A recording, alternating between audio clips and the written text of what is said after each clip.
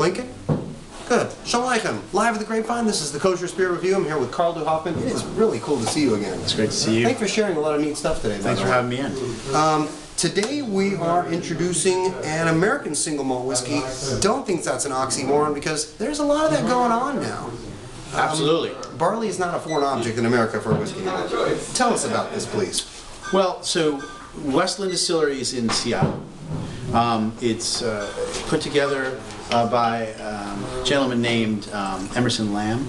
His family is generations of lumber folk up in the Pacific Northwest. Basically, some of the original settlers. And Emerson and basically looked at the landscape of digital, the way the world was going digital, and decided that he needed to do something other than basically cut down trees to make paper. So his passion for whiskey drove him to the idea of building a whiskey distillery. And it's his goal to really make the American single malt. He doesn't consider himself a craft distillery.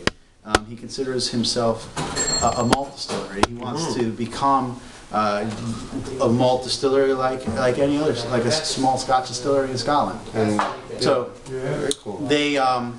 They're very educated in what they do. They don't they're not experimenting without the knowledge base to create a great whiskey.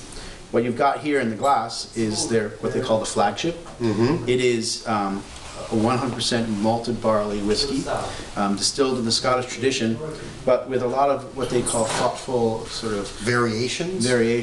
You were telling me earlier that it's 5 different grains, I believe. 5 different styles of malted barley. Right. So what you've got is the pale malt, which is a traditional. And what's unique about this particular whiskey is that all the barley comes from Washington. So Washington State is sort of renowned for being sort of the grand cru of barley production. They have some of the best growing region for barley in the world.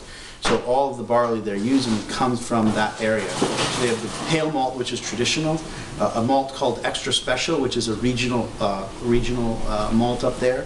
They've got a pale chocolate malt, which is it blinking time, by the way? Exactly what it says. A brown malt, which basically, again, is something you'd use if you were brewing a porter. So that's 4. Wow. So that's 4. Yeah, it's 4. Maybe there's only 4. I think there's 1 I'm missing.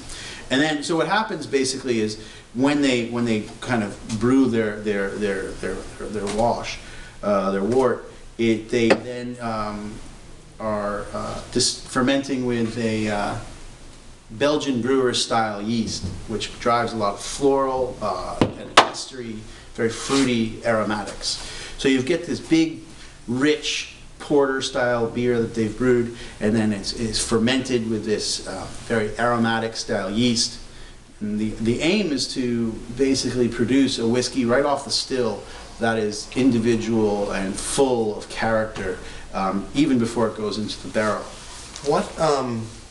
What type of barrel or barrels are they using with this one?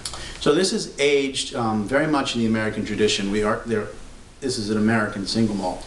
It's not trying to be a Scotch single malt. Right. So it's aged in exclusively American oak barrels, and they're actually using new barrels, not used barrels. It's dark. So they're heavily charred like a bourbon barrel would be. So you're looking at basically a whiskey that's kind of distilled in the Scottish tradition, but then aged with an American sensibility. I was telling my friend Ari earlier that I get a lot of kind of a in between a cooked and raw honey on the comb, it's kind of in the middle there. He was saying you're getting like real honeysuckle was words that he was using. You were telling me there's this Tootsie Roll kind of thing. I definitely get like a candy gooey Tootsie thing like in the back of that honey. It's not like here, but there's a lot of cursory notes in the nosing of it, like that. In the nose, I totally agree with you.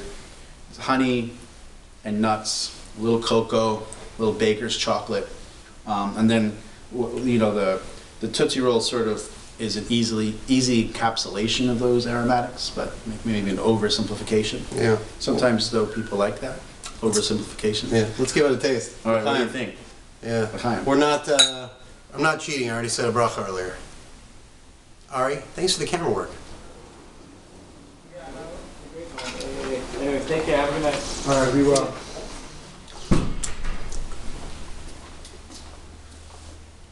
I very much enjoy whiskeys that have what you feel like is going to be rough on the back, which is more like the action of the whiskey on the front of your palate.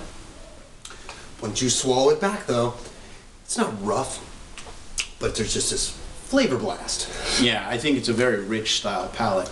This is not a lightweight, guys, 80 proof Scotch mold. Not at all. This is definitely a big, rich malt, and the nose that you got with some of that baker's chocolate, and then the honey, and then follows through on the palate. You get the big honey, you get that waxy texture of honey, darker, nutty, almonds, toffee, hazelnuts notes on the finish. Chocolate, almost like gianduja, like Nutella, kind And of it like even has, instead of characteristic. going like uber creamy and or sweet, it dries and it comes like a softer thing on the front of the palate. Yeah, it's a very vibrant and dynamic palate, and with a lot of richness to it.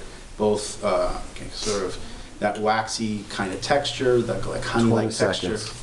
and then it drives through to kind of a rich finish. Unchill filtered, 92 proof in a 750 from Seattle, Washington. This is the Westland American, love that, single malt with Karl Duhoffman. I'm Yehoshua Werth, Ari behind the camera. We're live at the Grapevine. Thank you. Okay.